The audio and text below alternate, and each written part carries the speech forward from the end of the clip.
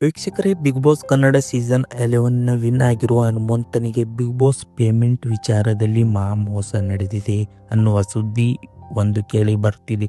ಈ ಸಲ big boss winner ಆಗಿರುವ ಹನುಮಂತ ಮುಗ್ಧ ಅನ್ನುವ ಒಂದೇ ಕಾರಣಕ್ಕೆ ಈ ಹನುಮಂತನಿಗೆ ಮೋಸ ಮಾಡಿದ್ದಾರೆ ಅನ್ನುವ ಸಾಕಷ್ಟು ಅನುಮಾನಗಳು ಉಂಟು ಮಾಡುತ್ತಿವೆ. ಅಷ್ಟಕ್ಕೂ ವೀಕ್ಷಕರೇ, ಬಿಗ್ ಬಾಸ್ ಕನ್ನಡ ಸೀಸನ್ 11ರ ವಿನ್ನರ್ ಹನುಮಂತ್ ಅವರು ತನ್ನ ಬ್ಯಾಂಕ್ ಅಕೌಂಟ್ ಖಾತೆ ನೋಡಿ ಶಾಕ್ ಆಗಿದ್ದಾರೆ. ಅಷ್ಟಕ್ಕೂ ಹನುಮಂತನಿಗೆ ಆಗಿರುವ ವಂಚನೆ ಏನು ಅನ್ನುವ ಕಂಪ್ಲೀಟ್ ಡೀಟೇಲನ್ನು ಈ ವಿಡಿಯೋದಲ್ಲಿ ನಾವು ನೋಡೋಣ.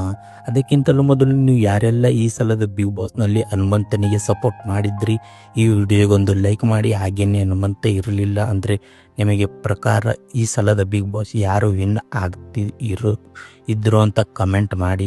ವೀಕ್ಷಕರೇ, ಬಿಗ್ ಬಾಸ್ ಕನ್ನಡ ಸೀಸನ್ 11ನ ಹನುಮಂತು ವಿನ್ ಆಗಿದ್ದೇ ತಡ ಹನುಮಂತನಿಗೆ ಫುಲ್ ಬ್ಯುಸಿಯಾಗಿ ಬಿಟ್ಟಿದ್ದಾರೆ. ಆದರೆ ಫೇಮು ಸಿಕ್ಕಿರುವ ಹನುಮಂತನಿಗೆ ಬಿಗ್ ಬಾಸ್ನ ಪೇಮೆಂಟ್ ವಿಚಾರದಲ್ಲಿ ಮೋಸ ನಡೆದಿದೆ ಎನ್ನುವ ಸಾಕಷ್ಟು ಸಂಶಯಗಳು ಉಂಟು ಮಾಡುತ್ತಿವೆ. ಯಾಕೆಂದರೆ ಬಿಗ್ ಬಾಸ್ನಲ್ಲಿ ಹನುಮಂತ ವಿನ್ ಆಗಿರೋ ಒಟ್ಟು ಹಣ 50 ಲಕ್ಷ ರೂಪಾಯಿ.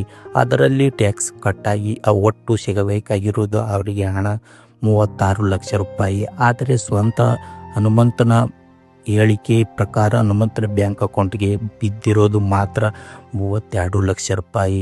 ಅಂದರೆ ಬಿಗ್ ಬಾಸ್ ಕಡೆಯಿಂದ 36 ಲಕ್ಷ ರೂಪಾಯಿ ಬಂದಿದ್ದರೂ ಸಹ ಪ್ರೊಸೆಸಿಂಗ್ ಚಾರ್ಜ್ ಅಂತ ಹೇಳಿ ಸರ್ಕಾರಿ ಬ್ಯಾಂಕ್ ಅಂದರೆ ಸೊಸೈಟಿ ಅವರು ಹನುಮಂತನಿಗೆ ಮತ್ತೆ ಹೆಚ್ಚಳವಾಗಿ 4 ಲಕ್ಷ ರೂಪಾಯಿ ವಸೂಲಿ ಮಾಡಿದ್ದಾರೆ ಅಂತ ಹೇಳಲಾಗುತ್ತಿದೆ. ಹನುಮಂತನಿಗೆ ಅಕೌಂಟ್ ಇದ್ದ ಆ ಒಂದು ಪ್ರೈವೇಟ್ ಬ್ಯಾಂಕ್ನ ಹನುಮಂತನಿಗೆ ಮೋಸ ಮಾಡಿದ್ದಾರೆ ಎನ್ನುವ ಸಾಕಷ್ಟು ಪ್ರಶ್ನೆಗಳು ಉಂಟು ಮಾಡಿದೆ.